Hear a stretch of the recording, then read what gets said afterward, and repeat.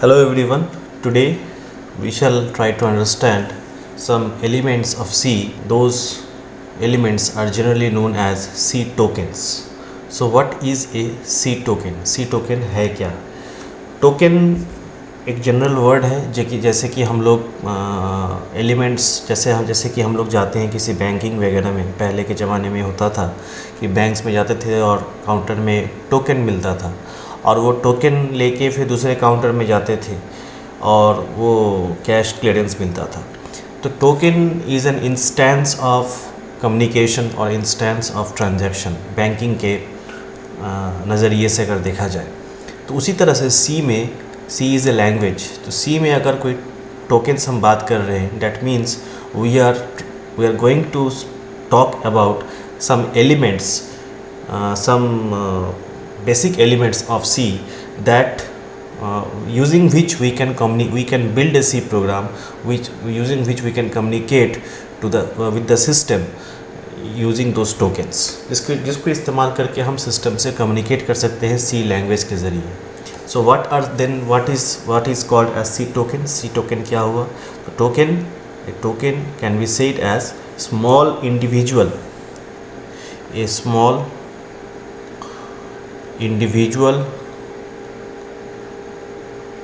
unit that build a C program, unit that build a C program, ऐसा कोई चीज़ जो C programme को बनाए।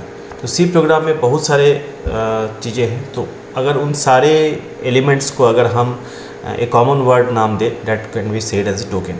अब टोकन बहुत तरह से हो सकता है। तो what are the types of tokens? So basically इसको कैटेगराइज किया गया है। What are the types? तो क्या क्या टाइप्स है? तो पहला है the first token is the keywords. C में हम लोग कीवर्ड्स के ज़रिए भी काम करते हैं। The second one is the identifiers. We shall talk about this tokens, how they are related to C and what are they. Then we have literals and we have operators.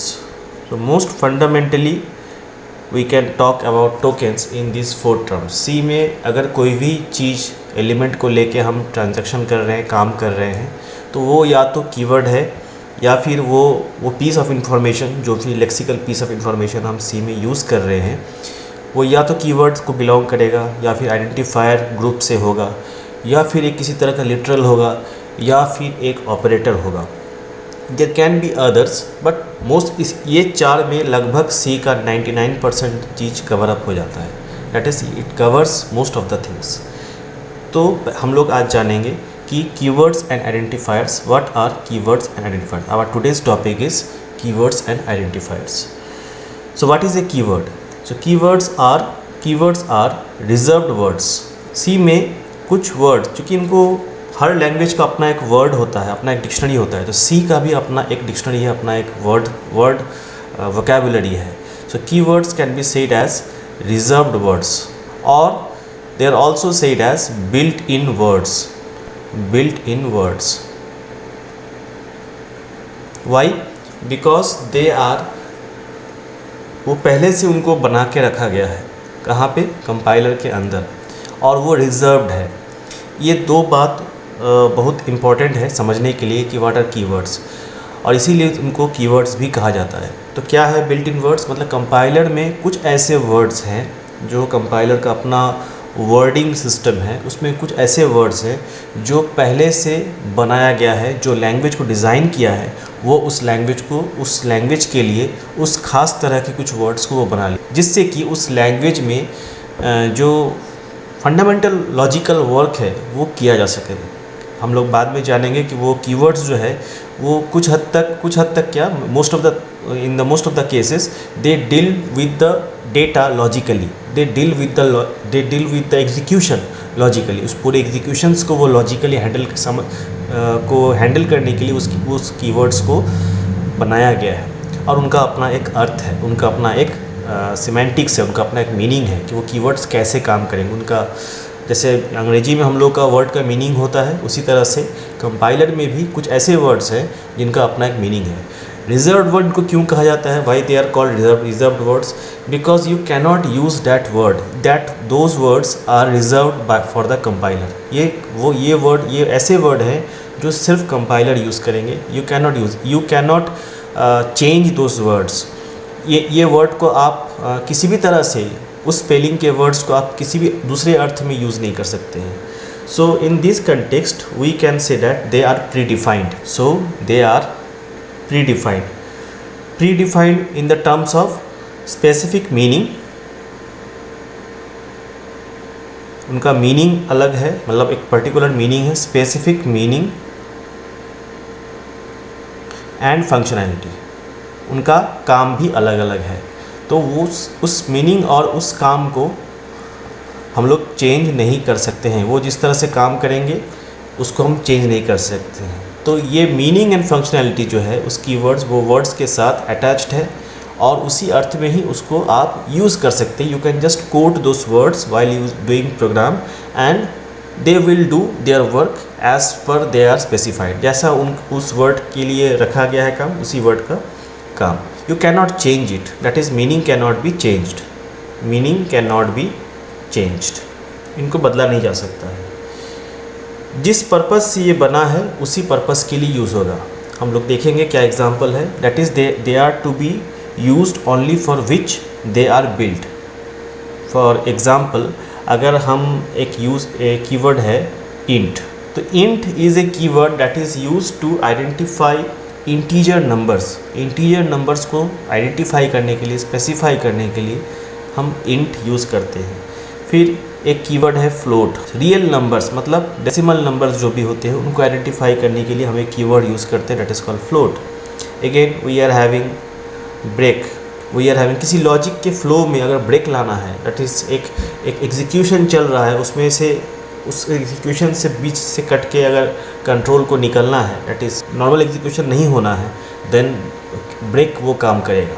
इसका मतलब है फिर है कंटिन्यू। तो इस तरह से बहुत सारे कीवर्ड्स हैं। लगभग सी के पास 32 कीवर्ड्स है। We are having 32 keywords. You can imagine a language so powerful, a language that is made up of only 32 keywords and that is done.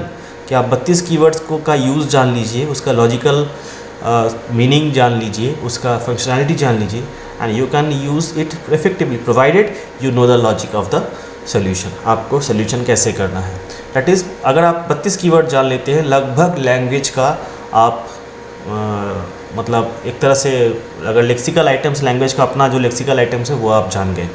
तो ये 32 कीवर्ड जो हैं ये जब भी आप यूज़ करते हैं they should be in lower case. तो ये लोअर केस में होना आवश्यक है। You can not use in it upper case. आप कभी भी इसको अपर केस पर नहीं लिख सकते। You can not write as int like this. आप इंट को कभी ऐसे नहीं लिख सकते हैं। इवन आप ऐसा इंट कभी यूज़ भी नहीं कर सकते हैं। You can not write break like this. Even BREAK, this combination of letters you cannot use it in any way. किसी भी मतलब स्मॉल लेटर और कैपिटल लेटर कम्बिनेशन से आप यूज़ नहीं कर सकते, because this word is reserved. And ये जो वर्ड है ये सी का अपना वर्ड है। So you can use different word, आप कोई दूसरा वर्ड, और जब भी आपको ब्रेक लिखना है that has to be in lower case, उसको लोअर केस में ही आपको लिखना है। तो सी का अपना ये कीवर्ड्स है। ये कहने का मतलब इसको आप यूज़ नहीं कर सकते हैं, और जिस पर्पस से बना है उसी पर्पस से यूज़ होगा। That is used only for which they are built, for which they are built. जिस पर्पस से वो बना है उसी पर्पस से वो यूज़ होगा। So this was all about keywords. Next comes that is identifiers. What are identifiers? तो नाम से ही स्पष्ट हो रहा है कि identifier is a thing that is going to identify something, कोई चीज़ को आइडेंटिफाई करेगा। तो सी में जो भी एग्जीक्यूशन होता है it has to be done on the memory, उसको मेमोरी में एग्जीक्यूट होना है। सो मेमोरी में जब डेटा जाता है, हमारा इंफॉर्मेशन जाता है, दैट इज़ यूज़र हो सकता है कि इंटरैक्टिवली रन टाइम में वो डेटा इनपुट कर रहा है, या फिर ये भी हो सकता है कि डेटा सोर्स कोड में डाला हुआ है और वो जा रहा है एग्जीक्यूशन में, कोड के ज़रिए ही जा रहा है। in both the cases, either of the cases, you need to identify the memory locations uniquely for unique things. हर चीज़ के लिए एक यूनिक आइडेंटिफिकेशन होना चाहिए. जैसे हर इंसान का अपना एक नाम होता है, तो हर एलिमेंट्स का अपना एक नाम होता है. वो मेमोरी में किस तरह से रहेगा, उसको किस तरह से पहचाना जाए, किस नाम से पहचाना जाए. तो इससे साफ साफ जाहिर होता है कि identifiers are simply name to memory locations. Identifiers are names or references to memory locations. नाम के ज़रिए किसी भी चीज़ को आइडेंटिफाई कर रहे हैं. बहुत सारे चीज़ आएंगे, एरे आएगा, फंक्शन आएगा, यूनियन आएगा और वेरिएबल्स आएगा. सो कहीं ना कहीं मेमोरी में किसी एक जगह को अगर हम एक नाम देना चाहते हैं तो उसको एक आइडेंटिफायर के रूप में ही हम इस्तेमाल कर सकते हैं. और उस नाम देने का जैसे एक इंसान when a child take birth we name that child, उस बच्चे को हम नाम देते हैं. उसी तरह से जब एक वैल्यू को हम मेमोरी में इनिशिएट करते हैं, रखना चाहते हैं, हमको उसको एक पहचान देना होता है. सो जब पहचान देने की बात आती है, identifier has to follow some rules. तो क्या क्या रूल्स है? चूँकि सिस्टम के पास अपना कुछ वर्ड्स है, अब आप जो जगह को आप जो मेमोरी लोकेशंस को आप नाम देना चाहते हैं, they are going to be words, more than one letter. So they cannot be keyword. तो पहला रूल तो ये है, they cannot be keyword. Keyword जो है उसको आप आइडेंटिफायर के रूप में यूज़ नहीं कर सकते हैं, नॉट अलाउड. दूसरा रूल है कि ये एक आप कैसे बना सकते हैं जो नामकरण जो है आइडेंटिफायर का, मेमोरी लोकेशंस का. You can use alphabet. आप अल्फ़ाबेट यूज़ कर सकते हैं और डिजिट यूज़ कर सकते हैं और एक सिंबल से यूज़ कर सकते हैं, डेट इज़ अंडरस्कोर जो नीचे की तरफ होता है. यही 3 कैरेक्टर्स को यूज़ कर सकते हैं. इस पर भी बहुत सारा बात है कि जब आप अल्फ़ाबेट, डिजिट और अंडरस्कोर यूज़ करते हैं तो अंडरस्कोर से वो नाम शुरू नहीं होना चाहिए. फॉर एग्ज़ाम्पल, आप किसी मेमोरी लोकेशन, मान लीजिए this is the memory location, और आप इसमें एक रोल नंबर रखना चाहते हैं, suppose 14302. You want to put this roll number, so this is an integer type. You cannot put like this. आप इसको ऐसे नहीं लिख सकते हैं, underscore roll number. Why? Because कुछ कंपाइलर जो है उनका अपना जो डेट इज़ जो कीवर्ड्स हैं, कंपाइलर टू कंपाइलर वैरी करता है वो कीवर्ड्स को किस तरह से रखते हैं. तो वो लोग those compilers use underscore before hand. उनके अपने वर्ड्स में भी वो अंडरस्कोर लगा के रखते हैं. So it may be a confusion for the compiler. So कुछ कंपाइलर जो है वो उस अंडरस्कोर को अलाउ नहीं करता है. That is it may give fault result, गड़बड़ी दे सकता है. दूसरा कि आप डिजिट से शुरू नहीं कर सकते हैं. For example 1 2 3 John, it cannot be N identifier. ये किसी भी मेमोरी लोकेशन का ये नाम नहीं हो सकता है. Even you cannot right 2021 employee. आप एम्प्लॉई 2021 में जो एम्प्लॉई आ रहे हैं उसका एक आईडी बना रहे हैं, उसका एक नंबर वहाँ रखना चाहते हैं, लेकिन जिस जगह पे आप वैल्यू डालिएगा उसका नाम ये नहीं हो सकता है. You can write employee name, employee like this. So मतलब ये जो अंडरस्कोर है ये बीच में आ सकता है. ये ऐसे भी आप नहीं लिख सकते हैं, employee double underscore name. This is also not allowed. This is allowed. Even you can right this employee name underscore. This is also allowed. तो कहने का मतलब है कि अंडरस्कोर का रिपीटेशन नहीं हो, एक ही बार यूज़ हो. शुरू में कुछ कंपाइलर अलाउ नहीं करते हैं, अंत में आप यूज़ कर सकते हैं. सो ये दूसरा नियम. तीसरा नियम, इट शुड स्टार्ट, ये तो हम बता ही दिए कि it should start with an alphabet. That is should start with an alphabet. Necessarily उसको अल्फ़ाबेट से ही शुरू होना है, मतलब कोई एक अक्षर से शुरू होगा, वो संख्या से शुरू नहीं हो सकता है. दूसरा, next is the space is not allowed. space is not allowed. For example, you cannot write like roll space number, this is not allowed. Whereas you can write roll number without any space, this is allowed. तो identifier जिस चीज़ को हम रखना चाहते हैं उससे related नाम ही रखते हैं, ताकि आइडेंटिफाई भी हो और रीडेबिलिटी को भी वो बढ़ाए, क्योंकि मीनिंगफुल नेम्स हम लोग रखना चाहते हैं। जो जिसका कोई मीनिंग नहीं है, ऐसा कोई उटपटांग नाम हम लोग नहीं रख सकते हैं। Then while naming the identifier, you should be very alert about reusing of names. For example, that is cross naming. Cross naming is not allowed.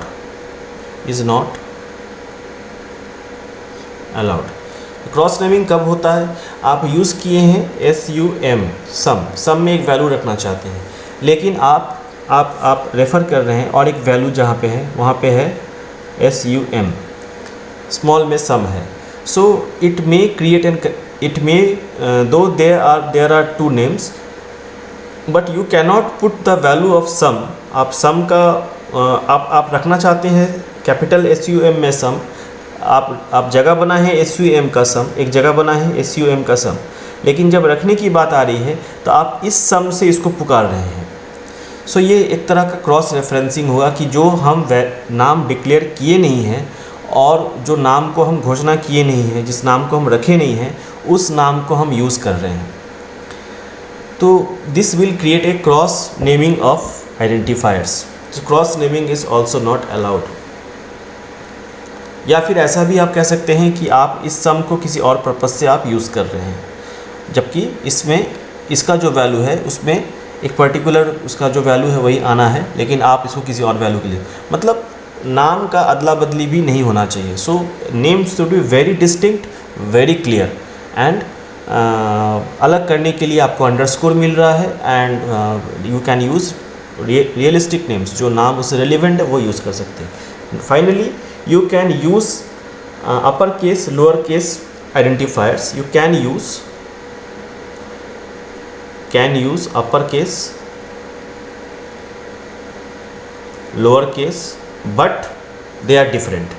For example, हम अगर लिखते हैं SUM sum and I am writing SUM sum and I am writing SUM, just a minute,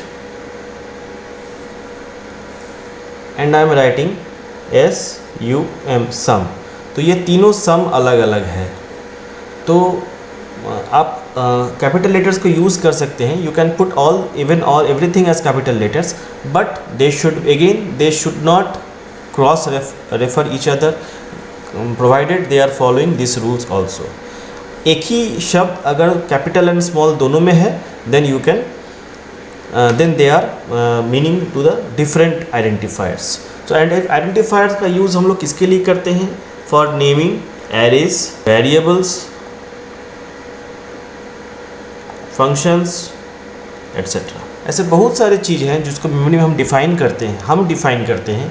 Then we need to identify, give a name for that memory location. So identifier is basically a name or references to memory locations.